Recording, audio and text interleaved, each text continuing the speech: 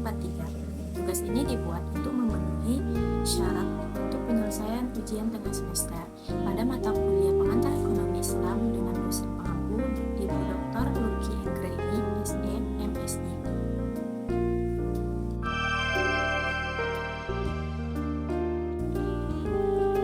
Pada pertanyaan tersebut, menurut pendapat saya, ekonomi konvensional melihat masalah ekonomi sebagai upaya untuk memenuhi keinginan tak terbatas dengan sumber daya yang terbatas, dengan fokus pada efisiensi dan pertumbuhan. Sedangkan ekonomi Islam melihat masalah ekonomi sebagai bagian dari ibadah, di mana efisiensi harus tercapai, tetapi keadilan dan keseimbangan etika adalah prioritas utama. Ekonomi Islam berupaya memastikan kekayaan berputar dan tidak menumpuk pada segelintir orang. Ini yang melahirkan praktik spesifik seperti larangan riba atau bunga, kewajiban zakat, dan pelarangan spekulasi berlebihan atau gharar. Dalam ekonomi Islam yang tidak ada dan tidak ditekankan dalam ekonomi konvensional. Untuk pertanyaan yang kedua, menurut pendapat saya, ekonomi Islam berawal dari pedoman praktis yang ditetapkan oleh Rasulullah SAW, berkembang menjadi teori yang kaya di era klasik, dan kini telah berevolusi menjadi sistem keuangan global modern yang beroperasi secara paralel dengan sistem konvensional. Untuk pertanyaan yang ketiga, jawabannya adalah ekonomi Islam lahir di Madinah pada masa Rasulullah SAW pada abad ke-7 Masehi sebagai sistem praktis yang didirikan di atas prinsip tauhid atau ketuhanan dan keadilan yang ditandai dengan larangan riba dan kewajiban zakat. Sistem ini kemudian dikembangkan dan dilembagakan melalui Baitul Mal pada masa Khulafaur Rasyidin serta diperkaya secara teoritis oleh ulama klasik seperti Ibnu Khaldun. Setelah periode kemunduran, ekonomi Islam bangkit kembali di era modern atau sejak pertengahan abad ke-20 melalui pendirian lembaga keuangan Islam seperti Bank Syariah yang kini telah berkembang menjadi industri keuangan global yang beroperasi secara paralel dengan sistem konvensional. Untuk jawaban pertanyaan pada nomor 3, perbandingan antara kebijakan ekonomi pada masa Umar bin Khattab dan Abu Bakar.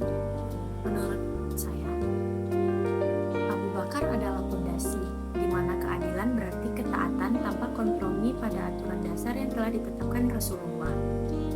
Beliau menjaga modal awal. Sementara itu, Umar adalah arsitek institusi. Beliau mengambil prinsip keadilan dan kesejahteraan, lalu menskalakannya untuk kekaisaran besar. Kebijakan Diwannya adalah bukti nyata social security pertama dalam sejarah Islam, yang secara aktif menjamin bahwa setiap individu memiliki hak atau kekayaan negara atau kesejahteraan. Dan distribusi tidak hanya bersifat reaktif atau zakat, tetapi proaktif dan sistematis atau keadilan. Umar berhasil membuat keadilan dan kesejahteraan bukan hanya janji, tetapi program kerja negara.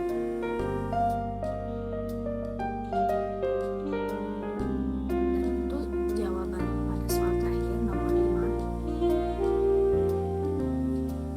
5. Ekonomi adalah alternatif yang sah secara teori untuk menciptakan ekonomi yang lebih adil dan stabil. Di Indonesia, ia berpotensi menjadi role model global.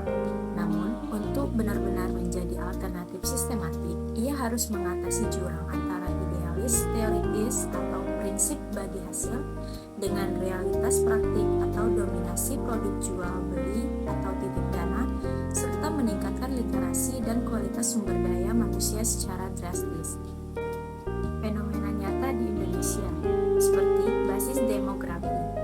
Indonesia memiliki populasi muslim terbesar dunia.